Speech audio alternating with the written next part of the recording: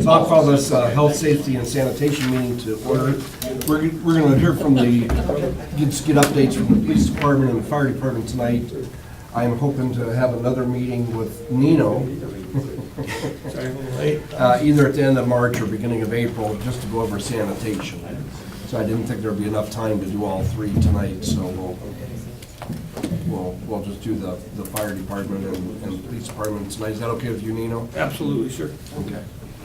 So gentlemen, whoever wants to start? Go ahead, Chief. Didn't see that one coming. And again, tonight we're just getting updates for what's planned for the year. If you want to go over the end of the year reports, that's fine, but sorry, that's okay. I won't trouble. The year reports are coming out, but 2018 we ended up with 1,269 runs, calls for service between the three communities, and we had 841 inspections. And we track our training hours. Now we had 2,317 training hours at ISO, because the insurance ratings, they track all this stuff with us. Kind of the big things are we're piggybacking with PD on their new radio system. The radios have been purchased. Each of the township purchased radios for their stations and their apparatus, which helped us a lot. They're actually getting programmed tomorrow, and we're going to hope to get them installed and get them in line by next week. Okay. So then we'll be on, Bill will talk to PD, and LST will be sharing the primary dispatch channel, Okay. which will make things a lot simpler for everybody. When's that CAD system coming down the pike? Probably June. June, we're looking at a new CAD in dispatch. We have a lot more offerings for the fire side compared to the old system. Two main things are the run cards, they call them, so they'll be able to put in all the key addresses or that, and when it comes up, if it's an industrial complex, here's who they need to call, and we could call them in the morning, say this truck's out of service, and it'll automatically update, move a new truck into that position for them. So it's a really streamlined dispatching. And we're also looking at a piggyback system. It's either Active 911 or I Am Responding, but they kind of run in the background. It's a service we pay by each cell phone and that. So once they type it in and send it, all of our guys will get notified on their cell phones of the incident going on. And on our computers in the trucks or on our phone, we can open that up and it'll have a mapping system to get there. It'll have pre-plans if we put it in. It'll show where hydrants are. And again, that's, especially with the two townships now, it's just a lot of real estate to cover, and that's going to help us quite a bit that way. Really, we're doing pretty good with the fire. We're always looking for bodies, of course. Seems like we hire three, we lose three, but it's kind of part of the process. Kind of our capstone project this year is our Health and Safety Committee. At the federal and state levels, they've really pushed. They're finding out cancers 25 to 40% higher in the firefighters. And one of the main things is the neck and head area is unprotected with vapor barrier. We're kind of encapsulated other than that. So they have come out with particulate barrier hoods now, so I have enough budget money for that. We're going to purchase them. Along with this, we're going to have to decon the guys out, whoever's in an active fire. So we got to hose them down, get them clean. They'll have disinfectant wipes to use, and then we'll have a cache of spare gear. So when theirs is getting laundered, and that's what Workers' Comp gave us that grant, so we can do this. They'll have to get back to the stations. They're going to have to be required to to wash up there before so they don't take it home in that. So there's a lot of moving parts to that. We currently do the annual physicals and the ability tests, so we're kind of ahead of the curve on most areas on that. But we are adding a daily PT. Most of the guys wanted it. It just keeps them honest, so they know every spring when we do hit the drill tower, they're able to work with that. And kind of the other big thing, we work with the vehicle maintenance. I've been working to consolidate our fleet as much as we can, and then when we got Medina Township, we inherited 4 more trucks. But again, it's a balancing up with ISO, what they want, and what we got trucks that are rotting out that aren't being used. We're trying to balance what we really need. We started a process now with Mike the mechanic down there. He's doing all the preventative maintenance, but every month we're rotating the front truck at each of our staffing stations. So they're all getting used, and we're really seeing them use is helping them maintain them in that. So wear and tear, the guys are familiar with them, and we're catching things when they're minor repairs before it's a big thing because they've sat there for 3 months. And again, that's pretty much the state of us right now. We're pretty solid all the way around. Again, we're always looking for firefighters. It's getting harder and harder to find part-time ones. The state just upped it by another 100 hours for get your basic fire card. We're having a hard time keeping up with it now, and it's a doomed system, just the way it's going eventually here. Yeah, I mean, obviously in the last 10, 15 years, they've done away statewide, if not nationally, with a lot of the volunteer service. Yep. Now they're trying to eliminate the part-time service because the requirements are gonna be $2,000 for, Well, even as inspectors, they have more almost as many as to be have a fire card now. So now it's, how do you keep up with that? Even for Mark Crumbley, on duty, he can't hardly keep up with his inspector credentials, let alone the fire credentials anymore. Right. It's just, they're tying our hands pretty much. And then they have all these part-time guys, if you're not working, most of them work somewhere else, but when do you fit in all these hours to keep them up to speed, so. and the only question I have before I turn it over to you guys for questions, and when you're saying you're updating the CAD for all three safety services, will there ever be a point in time, and I don't think it's gonna affect you guys as much as it would the EMS side of it and the police side of it, where the dispatchers would be able to, when a call comes in and say it's on the 900 block of South Court, for EMS or the fire department or police department, instead of saying, oh, okay,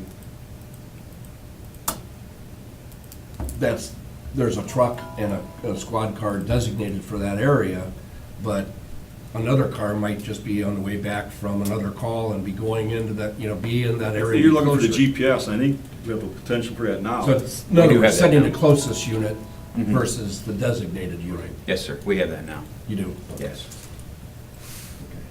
I don't know if it's used 100% for, Dispatch does. Dispatch uses, we can't see it out in the field, but dispatch, it has a AVL Okay. monitor inside the communications center that tracks all the vehicles, at least for the police vehicles. yeah, don't I know about most of the fire, we don't have it apparatus. on the fire, and I don't know, I'm not sure if LST has it yet or not. Yeah, right. With this upgrade, they will. Oh, they will. Yes. Upgrade of radios? No, the upgrade of the CAD RMS to the Zerker platform. Okay. So again, instead of the designated, especially for fire and EMS, if you're coming back from a call, you're right in the area, they can see that on the CAD Mhm. system and say, hey, you gotta, okay. That's my Yes, sir. question. Gentlemen? I'll let you go first. Well, I have nothing. I got nothing.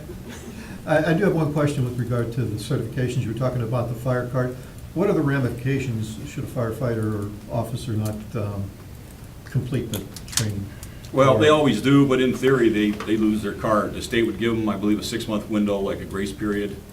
And in fact, they're good for 3 years. If they don't have the Con Ed hours in, they'll give them a window of grace period, and that's it. After that, they pull their cards, and it's go back through the academy. They don't care if you forgot to sign it or something. They're very, very strict with it. And so they wouldn't be allowed to fight a fire? They can't do anything. They're not a certified firefighter anymore. They're done. So now it becomes a liability issue, insurance issue, and everything else. Okay. But again, we have once we do online, and then we have they do training every day on shift, and we usually try to do a quarterly group training, so there's more than enough hours over that 3-year window unless they're gone a lot.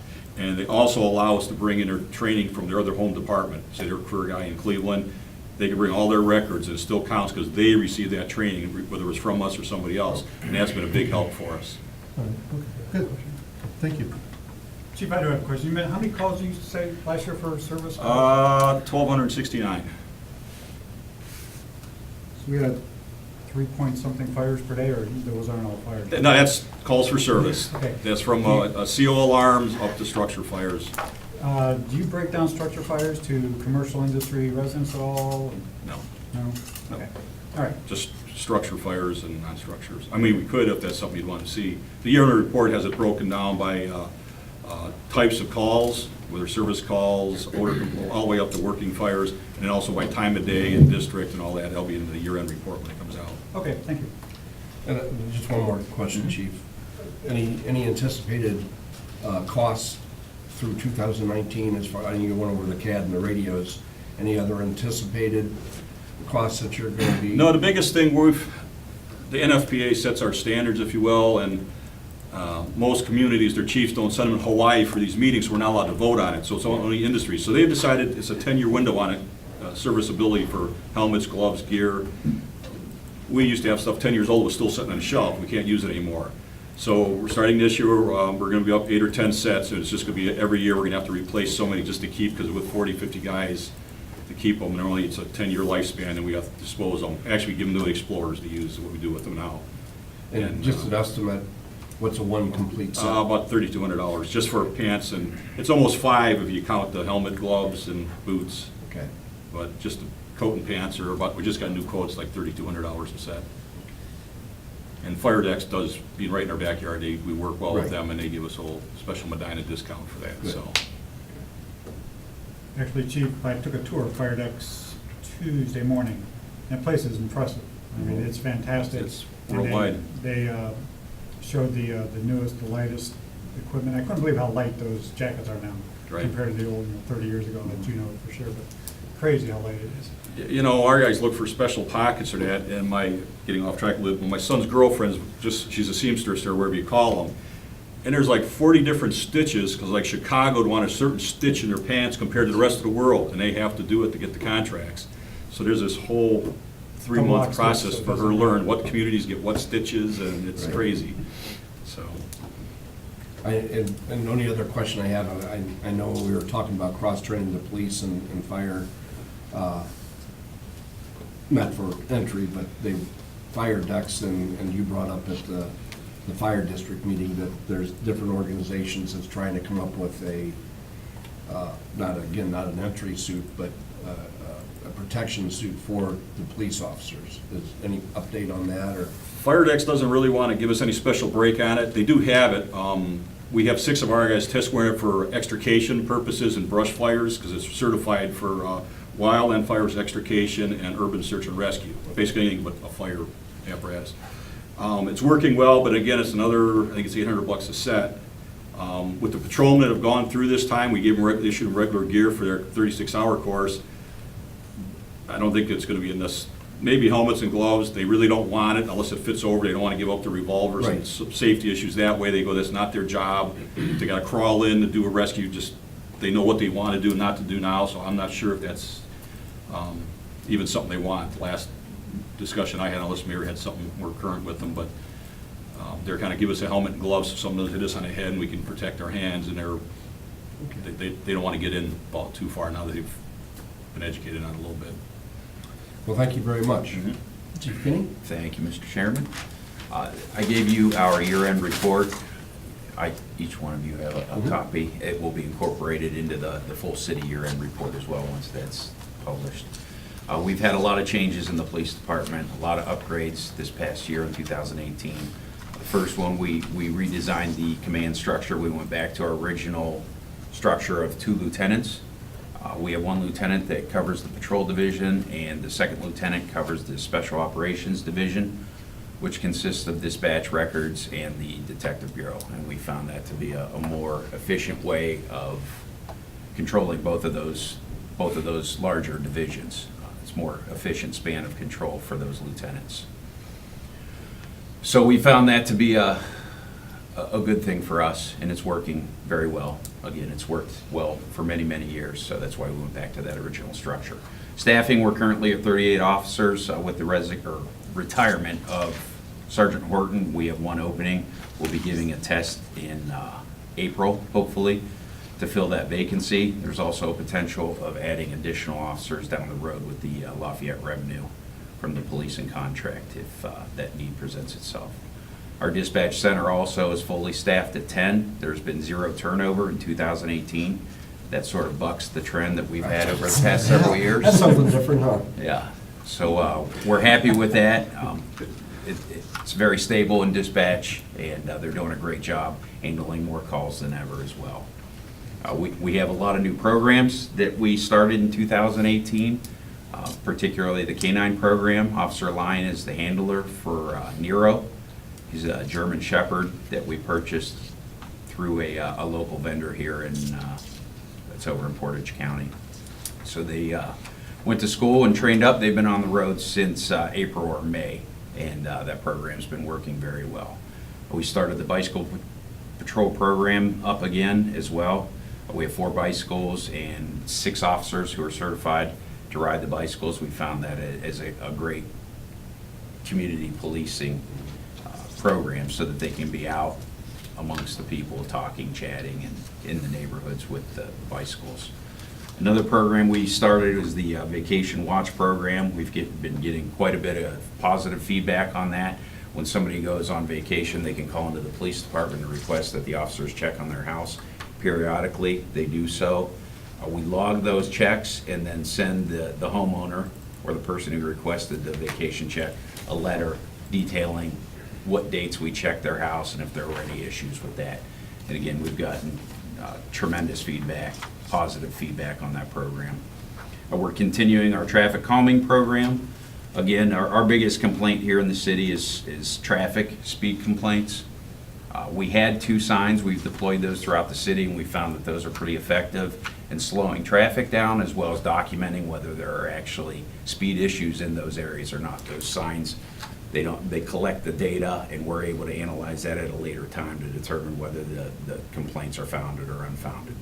We added 2 more signs, so we have a total of 4, essentially 1 for each area of the city, each quadrant of the city, or each ward of the city. We will be adding a couple as well that Lafayette Township will purchase, and we'll run their program as well out in the township. Because likewise in the city, that's one of the main concerns they have out in the township, as well as traffic and speeding vehicles. We also started a recruitment effort. We send our officers to the recruitment job fairs throughout the county in this area of the state. They have a table with promotional materials, essentially, for Medina Police Department to try and attract the best candidates we can get. We're continuing our social media presence. We have 15,000 followers on Facebook. It's a great way to disseminate information quickly and communicate with the community as well. We participated in National Night Out for the first time this past year in August. That took place in the parking lot of Target. That was a great program, a successful event. We hope to participate in future events similar to that. I don't know if it'll be in Target this upcoming year, but hopefully, if it isn't, we can find another location for it. We also plan on continuing our participation in the Police Activities League and Shop with a Cop. And also, as was mentioned a little bit earlier, the firefighter program, where our officers are being cross-trained in the firefighting, essentially just to supplement the initial response of the firefighters, the critical first 2, 3, 4 minutes that we typically get on scene first. We can help the fire department out by either laying hose or identifying where a fire hydrant is. It's essentially just to assist the fire department and give our officers an understanding of what they're looking at when they respond to a fire. I know that the training was pretty eye-opening. A lot of the feedback from the officers was there's an awful lot that they didn't know, and they valued the information that they learned. Some of the upgrades we had this year, as mentioned earlier, we upgraded to the digital P25 radio system. That's a collaborative project between us and the county. The county's allowing us to join their system for free. And what that does is gives us greater range throughout the city as well as the county. And it's on a much clearer radio system. It's digital versus analog, and it's the newest and greatest technology out there right now. The fire department is coming on, LST is coming on, and the 2 townships are coming on as well. In addition to all of us, the city schools are also coming on the system. The buses should be on right now, and the actual building radios eventually will be over onto the system as well. That allows us all full interoperability within the city for all the different services. The Zerker Technologies is our computer-aided dispatch report management system. That we began that project in 2018. We're still in the process of implementing that. It will take some time. We have a project manager from the company that's working with us to get the networking aspect set up, and then the training. We have a target date of June, most likely July though, for that to go live. And that, again, is a collaborative project between the Medina Police Department and the Sheriff's Department. We have the backup server. The main server is over at the Sheriff's Department. And again, that allows us interoperability with our data so that we can share data with all of the departments that the Sheriff's Department serves, as well as all of our departments and everyone that our communications system serves as well. We also upgraded our body cameras and our car cameras this past year to the WatchGuard system. That project is implemented, up and running, and it's a far superior system than what we were using prior. Just to touch on some of the statistics that we've had over the years, they're all outlined in your report there, but some of the notable items are the increases in self-initiated activity in 2018 compared to 2017. There was a 73% increase in self-initiated activity. It means the officers are out there, they're doing their jobs, they're checking in suspicious circumstances, they're addressing some of the complaints, some of the traffic complaints, they're out there checking buildings and checking houses for these vacation watches. They're just overall far more active than they were in 16, 17 in the past. There was also a 30% decrease in drug overdoses, and we only administered Narcan 12 times this year, or this past in 2018 versus I believe it was 24 times in 2017. So we're seeing the overdoses and the opiate abuse trending down. Unfortunately, what we are seeing is methamphetamine abuse trending up. In the future, we don't anticipate any large projects for 2019. We will finish the implementation of the Zerker project, hopefully get that up on its feet and live in July of 2019. And another goal, obviously, is to hire that 39th officer, so that will bring us up to full staffing.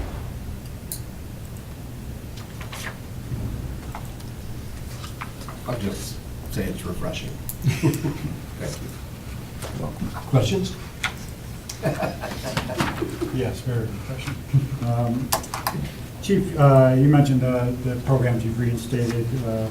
In the past, I know there were apartment complex liaisons. I don't know if that's still active or any thought of that?